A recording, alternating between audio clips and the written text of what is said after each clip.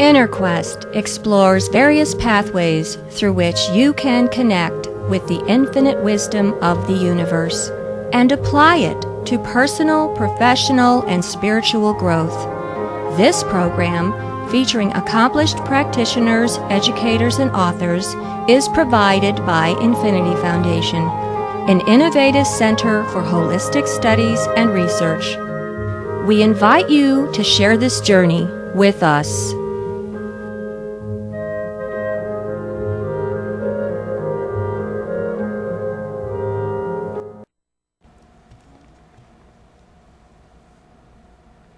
Hello, welcome to Inner Quest. My name is Jay Stone, your host for today, and our guest is Ann Bruckelmeyer. Did I say that right? Yes. Welcome, Ann. Thank you. Ann is a clinical social worker and addiction counselor in private practice in Glen Ellen. She also graduated from the University of Spiritual Healing and Sufism as a spiritual healer, and more recently is teaching a form of communication skills called nonviolent communication. Ann's work centers on helping people find strategies to improve their life and heal emotional wounds on a deep level. Ann, can you give us some background in nonviolent communication? When did it start and how did it start? Okay. Well, nonviolent communication is a process that allows for the natural giving to take place. The giving of what?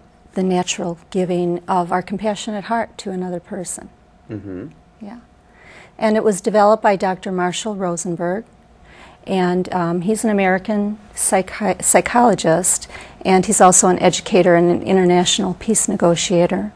And he began pondering the questions in the 1950s when he grew up in Detroit, Michigan, and it was during the time of race riots there, and he noticed that people would become more violent in the face of other violence, and some people would become more compassionate even in the face of other violence, and it struck him as a child.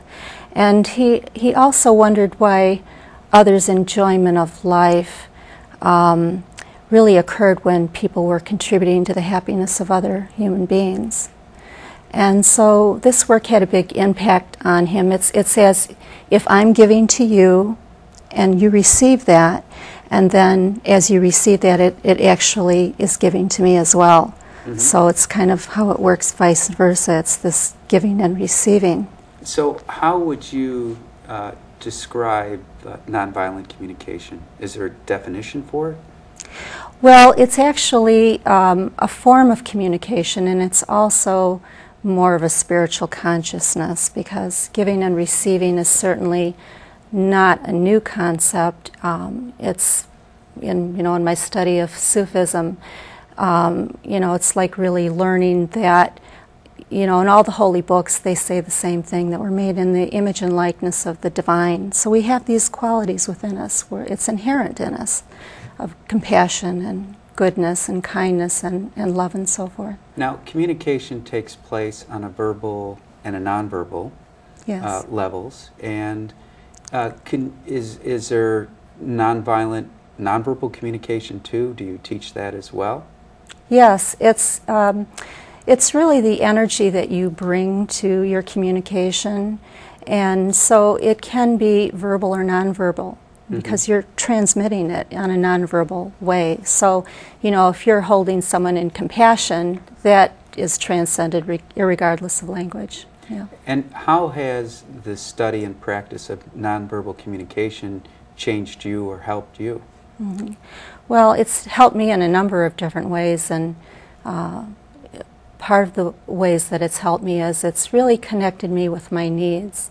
I mean, I had no idea that my needs were so important to me, in that I really value the things that I've learned about myself. Like, I really value consideration, and I really value being heard, and I really value inspiration and meaning in life and things like that, that I guess I never really had put a name to it before. So when I started connecting with it, and when I started helping other people connect to it, it was really a celebration for them. Mm-hmm. So now, when people nonviolently communicate, is there more greater intimacy? Yes, there's much greater intimacy because when you're connecting in a nonviolent communication way, you're connecting heart to heart. And another name for it is really compassionate communication. So before we would try to even work out any things that we might want to work out together in a discussion or a conflict, we would want to connect first. Mm-hmm. You know, so that we're really... Is there specific techniques that help people connect first? Mm-hmm. Yes, there is. And there's a process that nonviolent communication, according to Marshall Rosenberg's process, where he developed, and it has 4 components, which are observations, feelings, needs, and requests. And it's used in 3 different ways with people. Okay. Okay. Can you explain the process a little bit? Yes. The process is, first of all, I might be expressing myself through observations, feelings, needs, and requests, or I might be listening for the deeper needs and feelings and hear with understanding to what somebody is saying to me. So I'm hearing, it's called compassionate receiving, I'm hearing. And then the other way that I would use it would be to self-connect to what's alive and what's going on in me. Now, when you say compassionate listening, I've also heard the term non-judgmental listening. Yes. Is that part of the process? Yes. Or similar? It is. It's absolutely very similar, because what we're trying to do is we're trying to speak to someone devoid of any moralistic judgments, any blame, any use of shame or guilt. And so we're just trying to fully be present with, you know, what they're saying to us, and fully letting our hearts kind of stretch a little bit to hear what they're saying in a deep level. Yeah. So it's like self-actualization through the process of communication. Yes. There's no potential left if you're fully present in here and now. Exactly. So you're being fully present, and it's connecting with that spiritual consciousness of giving and receiving. So it's letting your heart give compassionately to someone else. And so